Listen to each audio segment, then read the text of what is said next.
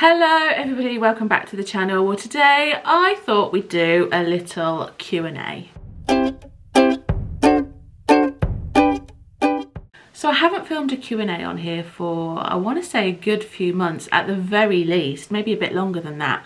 But I always enjoy filming them. I always enjoy receiving the questions from you guys. I always ask over on Instagram for some questions. Sometimes I get some really weird and wonderful ones which are funny, and I also like the interaction. You get to know me a little bit more, which is quite nice. So yeah, I thought we'd film a little Q&A today. So before we begin, today's video is in paid partnership with BetterHelp. They're an online therapy and counselling service, which I will touch upon probably a bit more in this video as we go on, because we'll probably be talking about how I'm feeling, perimenopause, that kind of thing, because I do have some questions relating to that. But I just want to tell you a little bit about the app, because I've been using their services and I can categorically say that it's been helping a lot. So when I say they're an online service, you have access to counsellors.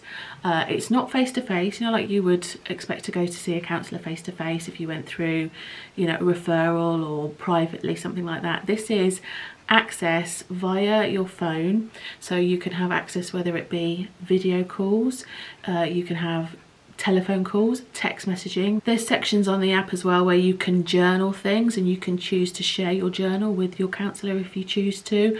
And this is the beauty of it, is that when you start and you log in and you put in all your details, why you feel you want to talk to somebody, BetterHelp will match you with the right counsellor. So that's always a great thing, because obviously different counsellors have different strengths and different, you want to talk to them about different things. And so for me, personally, I wanted to talk about things like perimenopause, infertility, that kind of thing. And so they matched me with a lovely, lovely therapist that I've been talking to now. And yeah, I'm getting a really great relationship with her. It's really nice to talk to somebody impartial. And one of the features that I actually enjoy is the fact that I can schedule a time that is out of hours as well, because also you have to think, you know, people work, people can't just go off and see a counsellor if they're in the middle of a work day. And so for me, it's great because you have access to their diary, so you can pick and choose when you want to talk to them. I mean, obviously you've got the texting, so you can text at any point if you want to, obviously within their window when they're available. But for me, I've been making appointments early in the morning. So for me, I have a 7 o'clock appointment and in the morning, and then I have that done and I'm set up for the day and I've got the tools ready for the day. And so yes, I will leave all the links below to BetterHelp if you feel like that might be something that will be of interest to you. They've given me a discount code as well, so again I'll leave that below. But yeah, we'll talk about that a little bit through the Q&A, but yeah, just wanted to premise that before we begin. Okay, let's get started. I've got my cup of tea complete with my great big lipstick mark. Do you like my mug? It's my new Emma Bridgewater mug. Kyla bought me this as one of my birthday presents. I love it, adds to my collection. Right, let me get the questions up.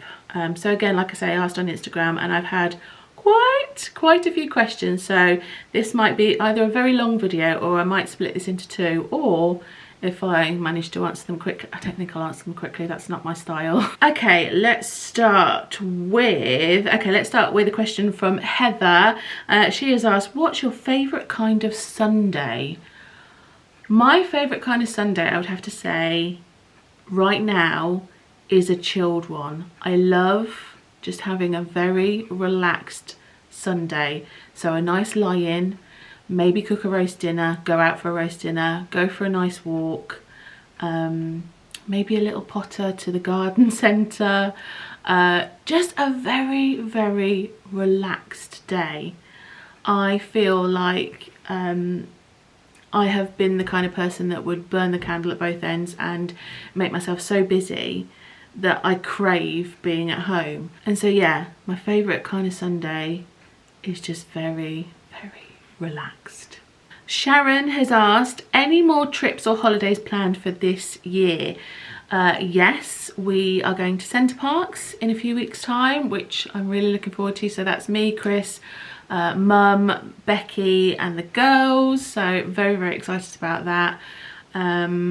And then, oh, me and Mum were supposed to go to Paris. This is the second time we were supposed to go, but we had an email from Eurostar saying that they have changed all of like the timings that we were supposed to go, so it meant that we would get a lot less time in Paris. So they were like, well, you can either change your booking, cancel it, or I mean, if we cancelled it, we'd lose our money. So it was like, you can rebook it another time. And so, yeah, we were supposed to go at the end of November, have a really lovely mother-daughter weekend away in Paris, but no, we've got a voucher actually that I need to rebook. So when they said that we could move it, they basically cancel it, give you a voucher to the same amount that you booked, and then you can rebook it within a certain amount of time. So I think we're going to do that now in January. So yes. But the only trip we've got now planned is our week in Center Parcs for this year. And then next year we're doing some really lovely holidays, which I'm very excited about. And talking of holidays, maybe, oh my goodness, I'm going to really butcher your name. Mabeicio. Mabeicio. What's your dream holiday destination? Iceland. I really want to go to Iceland. I think we're going to book that at some point, but you know, there's only so many holidays that you can save and afford, but also there's so many places that I want to go, and I've only got a certain amount of holiday allowance, and so you have to sort of pick and choose which ones you want to do. But Iceland is definitely on my list. I definitely want to go there. So that's one of my dream destinations, like a cold holiday. Okay, next question. Actually, I've had the same question, but in different ways. One from Gail, I had another one from Sandy. Are you still enjoying singing, going to choir? Well, the answer is I haven't been for a little while. I kind of gave it up. Now, that's not to say that I didn't enjoy it, but I found that I was enjoying it less and less, and that was more to do with not going. It was more to do with me and how I've been feeling, and I just felt that I wasn't enjoying it as much as I had hoped. And so I did it for the short term. I did it for a term. But I'm a great believer in trying things. You know, you've got to try things to know if you're going to like it. And I, you know, when I first started, it was absolutely amazing. But equally, when you try things, sometimes you find that they're not for you. You're quite within your right to say, hey, I've tried it, I've given it a go. Now it's time to leave, move on, do something else. I'm quite like that with a lot of things.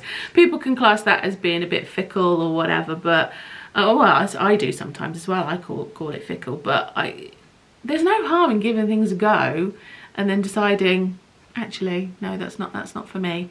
So I tried it for a little while, but yeah, I kind of after a term, I kind of thought, I don't think this is for me. Claza75 has asked, if it's not too personal, do you and Chris have pet names for each other? It's not too personal, it's fine. No, we don't have like any kind of like quirky pet names for each other. We call each other Honey a lot. We both call each other Honey, but that's it. Maybe I'll call him Babe every so often. Tanya Gribble has asked, what's the best advice you'd give to your 10-year-old self? Oh, now that's quite a loaded question, isn't it? Because if I was armed with everything that I know that was going to happen in my life now, oh my goodness, what would I tell her? What would I tell her? Why am I feeling so emotional about thinking about telling my 10-year-old self about it? Whew, just had to have a moment to compose myself then, because I was just like overwhelmed with like, oh my goodness, if I could go back 30 years, 32 years to be exact, like, what would I tell her? I'd tell her to just live each day, and that's quite, for a 10-year-old. Like, when you're 10 years old, you don't think about your future, you don't think about the hardships that life can throw at you. But I think I tell her to enjoy every drop of time with the family, because that's so important. Try not to worry about what others think of you.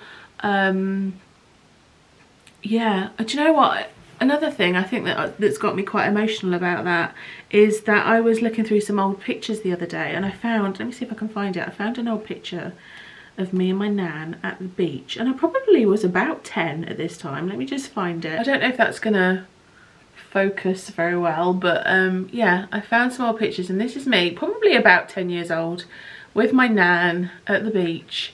And you know what, I looked at that photo and I remember thinking to myself, I remember having body confidence issues at that age. I remember thinking I need to go on a diet. I feel so sad that even back then, never mind today's society and the pressure of body image today on young people and impressionable people, but even back then 30 years ago, I remember having body issues, body image issues. And if I could just go back in time and just tell her not to worry, you are going to be fine, you're going to be loved, you're going to find love, you're going to marry an amazing man, you're going to have a nice life. Some things in life will be hard, but on the whole you're going to be okay, you're going to be okay. So yeah, that's what I'd tell my 10-year-old self. Goodness me, that was an emotional, I didn't think it was going to be emotional, but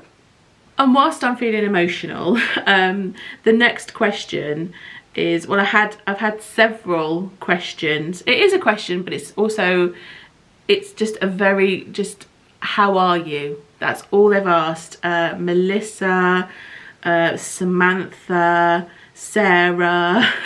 Yeah, I've had a fair few questions just asking very simply, how are you? And I'm okay, I'm okay. Firstly, thank you for asking that question. And yeah, I'm doing okay. Life isn't without its challenges at the moment. I feel like a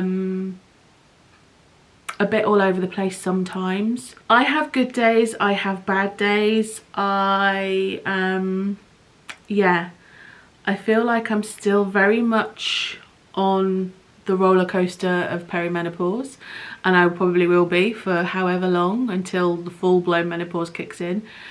But I'm okay, I'm doing okay, I'm doing better than what I was. I feel like I've been very erratic in my emotions and my feelings, but this is where the therapy has helped actually, where talking to somebody impartial and telling them how I'm feeling without judgment, without embarrassment, and them helping me think about having a toolbox to help me be fully equipped to deal with the next chapters of my life. Because I feel very much like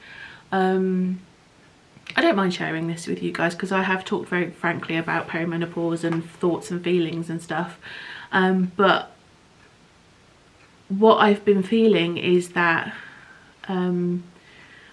with the perimenopause you have no control over it, and I feel like that with infertility, I feel like I've had no control over any of that aspect in my life.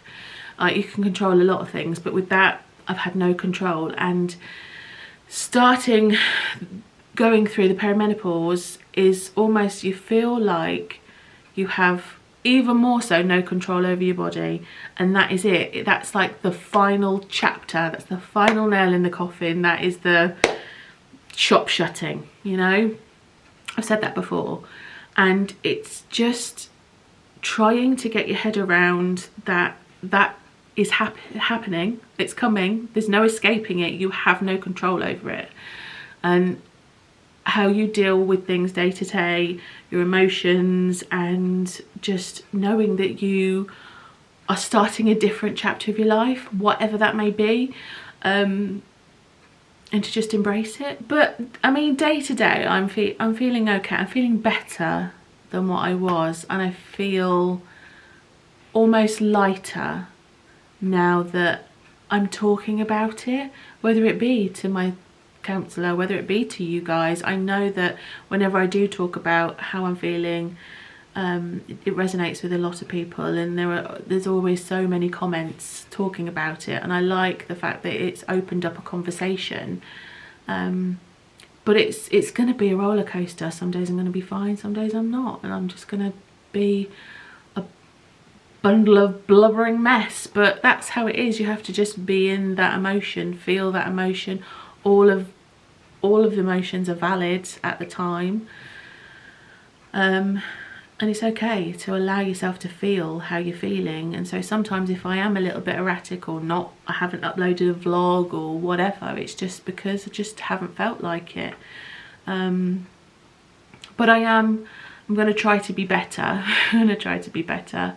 But also, like I've mentioned before, I feel, as much as I am very open about talking about, you know, menopause, perimenopause, all that kind of thing, hormones, I also feel very guarded over my general life. I feel, I mean, this could be another topic entirely, but I feel like just people are very angry lately online, and I've gotten a lot of hurtful comments, and so that's also made me feel quite insular in wanting to share a lot of aspects of my life. I mean, you don't, to be fair, I barely show mum in vlogs anymore, and sort of when she does pop up, a lot of people do go, oh, it's so lovely to see your mum, but she doesn't want to feature in vlogs all the time, and I'm mindful of that. And I don't want anybody to make any horrible comments about my mum or my husband or any of my friends. I'm very conscious of that now. And so, yeah, sometimes if I vlog, you might just see me. I'm sorry about that, but it's just the way it is. I feel so guarded about vlogging lately. It may change, it may not, but yeah, there's a lot of feelings at the moment, and I'm allowing myself to be kind to myself. But in answer to your questions, thank you very much for caring. It means a lot, and I'm okay. I'm doing okay, and I'm getting my toolbox with my tools, learning how to navigate onto the next chapter of my life. I feel like the last couple of questions have been very deep. Let's have something light-hearted. Let's talk about Christmas, shall we? Yes, Rebecca, you know. So she has asked, what are your plans for over Christmas and any travel plans for 2024? Right, so plans for Christmas, we're having a big Italian Christmas with my dad's side of the family this year. I'm so looking forward to it. We're having a big Italian feast. I am in charge of table decorations. Actually, that was your other question. More importantly, what's your Christmas table decorations going to be this year? I need ideas. So I'm going all out. I'm going full Italian flag, Italian colours. I'm doing little Kilner jars with sweets in, and I've got Italian colours for the ribbons and stuff. I'm going to personalise each one, put everyone's name on there. I'm going to do the usual scroll with quizzes on there, word searches, quiz questions, anagrams, things like that. It's just stuff that you can do at the table that's fun. I'm going to do like quizzes for during the meal, so we'll do like it's not like a pass the parcel, but there's a game online. It's like the left right game. I don't know if you guys have seen it, but if you just Google Christmas left right game, basically you just wrap up like a Terry's chocolate orange or whatever, and then you read out a story, and then every time somebody says the word left, you pass it to the left, or every time someone says right, you pass it to the right, and then by the end of the story someone's left with the prize. So we always do that every year. I might even bring out the paper plate game as well, because that's always fun. That is where I'll just give everybody a paper plate and a pen, and then I'll get them to put it on their head, and they have to draw like a Christmas scene, and the one that looks the most like a Christmas scene wins a prize. Just fun little stuff at the table. just makes people smile and stuff. So yeah, but table decorations, I'm going all out. It's Christmas themed, so red, white and green. And yeah, we're having a big family Italian Christmas this year, so I'm very much looking forward to that. Travel plans for 2024, yes, we have plans next year. We are going to Vegas, we're going to California, we've got a couple of nights booked at a lodge at the Grand Canyon. Yeah, we're going to go to, me and Mum are going to go to Paris. We really want to do a Greece holiday next year because we haven't done that for years. So yeah, lots to look forward to next year. I'm excited for next year. Oh, and the radiator's excited too. And then talking of travel plans again, Delicious Delights 100, that's a lovely name. Will you rebook your trip to visit Canada? Yes, we will. So originally me and Mum and Chris were supposed to go to Canada, and then COVID happened, then we cancelled, and then Mum didn't want to go abroad, but she feels ready now. She feels ready, so we are going to rebook it, but it's going to be for 2025. We've got all of these plans. It's good to have things to look forward to. So that's going to be 2025. We're going to rebook Canada. Claire Norton has asked, do you have any plans for the lead up to Christmas? Will you be doing Vlogmas? Yes, I'm doing Vlogmas. I'm going to do it different this year. So for the past few years I've done like a weekly vlog. So I've done Vlogmas part 1, Vlogmas part 2, and it's just been a weekly vlog. But since I've done away with the weekly vlogs, I'm more into spend the day with me or spend a weekend with me. I'm going to do the 12 days of Vlogmas. So I'm going to vlog 12 vlogs. So I'm going to put one up every other day. I'm going to try my best, because I see everybody else's Vlogmas, like doing a vlog every day, and you know, props. I've done that before. It's hard going, but I really enjoy watching them. And so yes, I'm going to do the 12 days of Vlogmas. Hopefully, I mean, as per previously just discussed, if I'm not feeling in the mood, but however, if I'm not, I will probably talk about it in the vlog. But yeah, doing Vlogmas. In terms of plans leading up to Christmas, do you know what? I have 0 plans this year. No plans. This is what I'm talking about being kind to myself and not burning the candle at both ends. I've literally freed up my diary. And I'm going to just take it as it comes. If plans happen, they happen. If they don't, they don't. And me and my friends are all in agreement with this, because life is chaotic as it is. And you know what it is like with friends sometimes. Sometimes you have to book way in advance to see friends. And I don't want that pressure. And equally, friends and family don't want that pressure either. And so I'm just going to let it be this year.